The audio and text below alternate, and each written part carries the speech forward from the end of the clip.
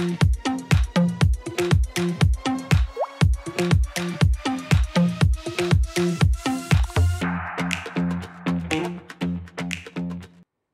female gaze ou regard féminin s'impose dans la mode. Le groupe Kering renonce à la fourrure animale dans toutes ses collections. Et puis, les amputés font leur show aux Invalides. Bonjour à toutes et à tous, bienvenue dans cette nouvelle édition 100% mode de À l'affiche avec notre chroniqueur Pascal Mourier. Bonjour Pascal. Bonjour Laure. Vous allez venir nous parler de la Fashion Week qui a lieu en ce moment, une saison malheureusement une fois de plus marquée tout de même par la pandémie avec beaucoup de défilés qui ont lieu en distanciel, qui sont de simples présentations, voire des films sans public. Alors ça fait quand même du bien que la saison de la mode reprenne parce qu'on en avait quand même assez de ne voir que des films et de rester chez soi. Donc en fait, il y a beaucoup de monde est arrivé à Paris. Alors naturellement, pas les acheteurs internationaux qui ne pouvaient pas voyager, mais effectivement, chez Dior, qui a démarré la semaine la semaine des collections, on a pu assister à un défilé absolument génial et absolument grandiose. D'abord dans un décor qui a été dessiné par l'artiste italienne Anna Paparotti, et en fait, vous le voyez sur ces images, c'est un décor en forme de, non pas de jeu de loi, mais de jeu du non-sens et du jeu de l'absurde. Alors, Maria Grazia Chiuri a eu une inspiration exceptionnelle qui était celle des années 60 et naturellement avec un regard féminin qui n'appartient qu'à elle.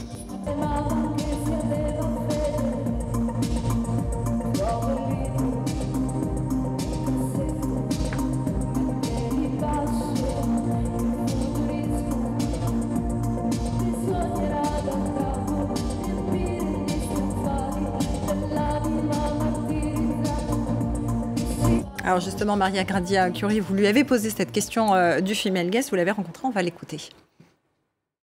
Je pense qu'après ces 2 années passées, on ne peut pas reprendre la Fashion Week de Paris sans penser aux règles qui régissent le monde de la mode. La mode, c'est un jeu avec les vêtements, c'est un art qui permet de répondre aux divers besoins d'expression des artistes. Alors Dior n'est pas la seule maison quand même qui parle de ce female gaze, de cette vision au féminin. C'est le cas aussi notamment du créateur TB Magugu. TB Magugu est un créateur sud-africain et c'est bien de pouvoir parler de ces petites maisons indépendantes qui essaiment de par le monde jusqu'au bout du monde et jusqu'à Johannesburg. Et en fait, TB Magugu n'a pas fait un défilé, mais il a présenté un film et il a présenté ses vêtements. Et lui, il a été élevé par sa maman, par ses tantes, par sa sœur. Alors pour lui, le female gaze, le regard féminin, c'est quelque chose d'absolument tout à fait naturel. On l'écoute.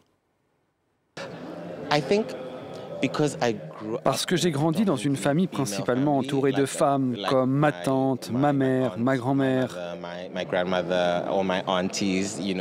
et toutes mes tantes qui s'occupaient de moi, c'est difficile pour moi de ne pas avoir de female gaze quand je crée. En grandissant à leur côté, j'ai compris leurs frustrations, ce qu'elles espéraient, les vêtements qu'elles aimaient, à quoi ils servaient. Donc mes collections sont forcément le résultat de cette conscience féminine. On sent une sorte de progrès qui s'installe dans certains domaines de la mode, avec notamment aussi le groupe Kering qui a annoncé qu'il renonçait à toute fourrure animale pour toutes ses collections. Quel est l'impact de cette décision ? Alors c'est un impact absolument grandiose, parce que, alors on ne sait pas trop si c'est un effet d'annonce ou si c'est du greenwashing, toujours est-il que les petites maisons indépendantes comme les grands groupes de luxe doivent écouter ce que les consommateurs et les consommatrices demandent. Alors naturellement aujourd'hui on ne veut plus de fourrure et ça rentre en fait dans le cadre des changements exceptionnels que nous avons aujourd'hui dans le monde de la mode, l'inclusion, la circularité, il faut sauver la planète, il faut sauver les animaux et naturellement Kering a décidé d'arrêter la fourrure. Alors ça ne va pas plaire à tout le monde parce que naturellement le secteur de la fourrure en France et à l'étranger représente quand même beaucoup d'emplois, mais les choses vont changer et naturellement ça va aujourd'hui dans le bon sens.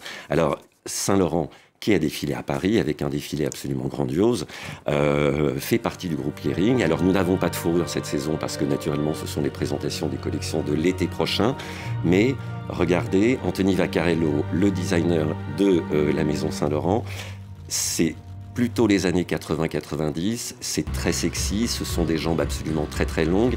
Ça n'ira peut-être pas à tout le monde, mais c'est vraiment très beau.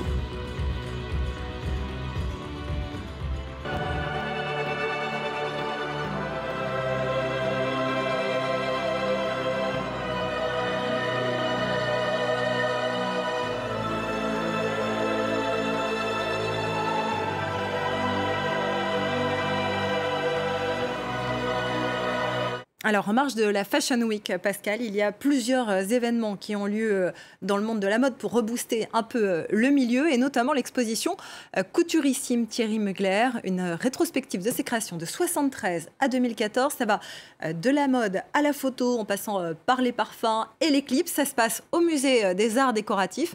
Les pièces les plus emblématiques du créateur sont exposées, notamment cette fameuse robe chimère qui avait été présentée par Adriana Carambeu.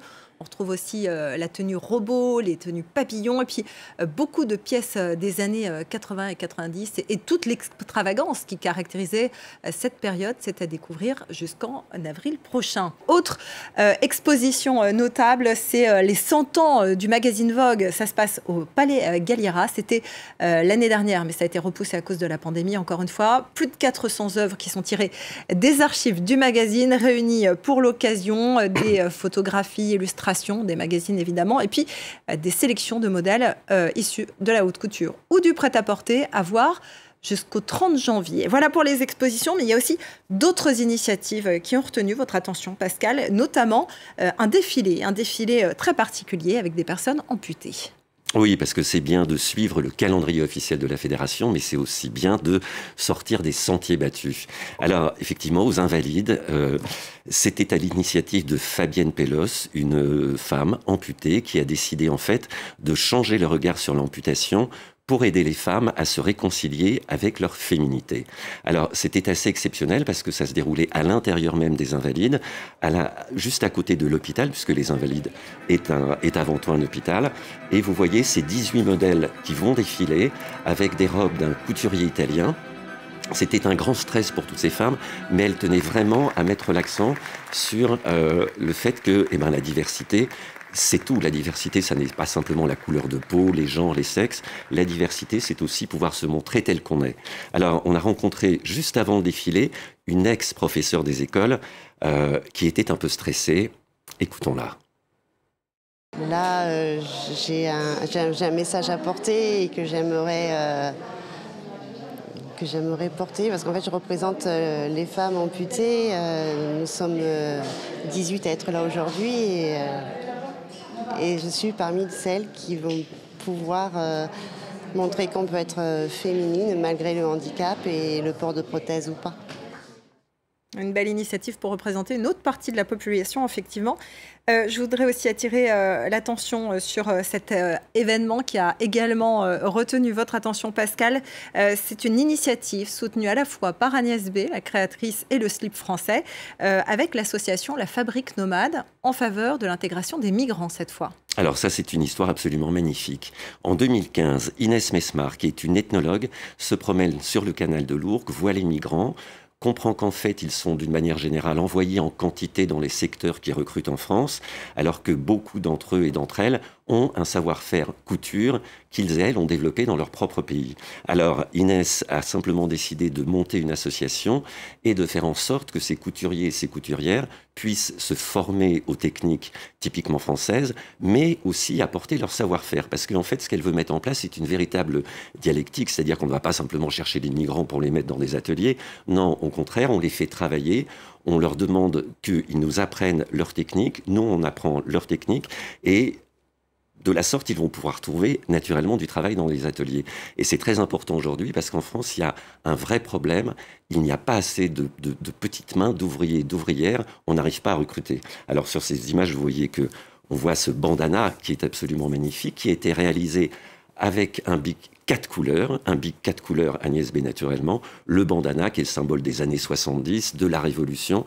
Tenez-l'or, vous allez pouvoir vous le mettre dans les cheveux, comme vous le faisiez dans les années 70, ouais, c'était il y a un moment. en y plantant quelques fleurs, quand on était jeune, beau et gai, et qu'on s'amusait beaucoup. Eh ben, merci beaucoup, Pascal. On va montrer ce que ça donne si j'arrive à mettre quelque chose qui ressemble à un truc élégant. On va écouter en tout cas ce qu'a dit Agnès B sur cette initiative dont elle est l'un des partenaires. Je soutiens les migrants, les jeunes migrants isolés avec le fonds de dotation. Et donc, quand j'ai vu ce projet avec la Fabrique Nomade, j'ai tout de suite adhéré parce que c'est exactement ce qui m'intéresse. Je pense que dans le monde, il y a des talents partout. Je pense que les femmes, les hommes auront toujours besoin de s'exprimer dans leur culture, avec leur tradition, avec leur savoir-faire. Bon, bah, c'est Noé façon 60s, hein, du coup. C'est absolument On charmant. reste dans le thème. Merci beaucoup, Pascal. Merci à vous de nous avoir suivis. C'est déjà la fin de cette édition 100% mode de À l'affiche. On va se quitter avec ces dernières images de la Fashion Week à Paris. À très bientôt sur France 24.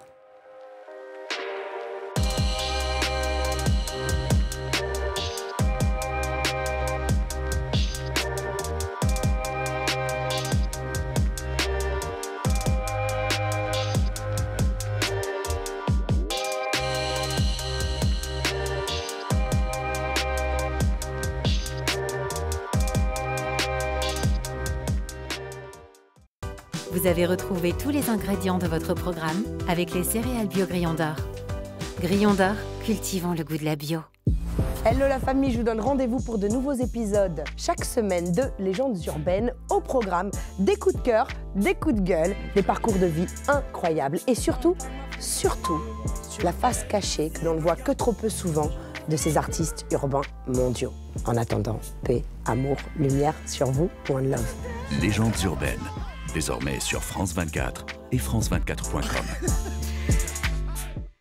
Aujourd'hui, les femmes battantes ont encore frappé avec de la bonne bouffe encore. Regardez ça. Elles sont intarissables sur leur mafé et leur poulet yassa. Mais ce qui se joue dans la cantine des femmes battantes, c'est bien plus qu'une recette de cuisine. Le goût de ça, tu te sens en même temps au paradis. On passe à table avec les cuisinières de Saint-Denis et c'est dans pas de carton. Comme c'est des femmes qui voulaient vraiment avancer et réussir dans leur vie, vraiment ça m'a donné le courage aussi d'intégrer l'association en fait. Pas de quartier, à voir sur France 24 et France24.com.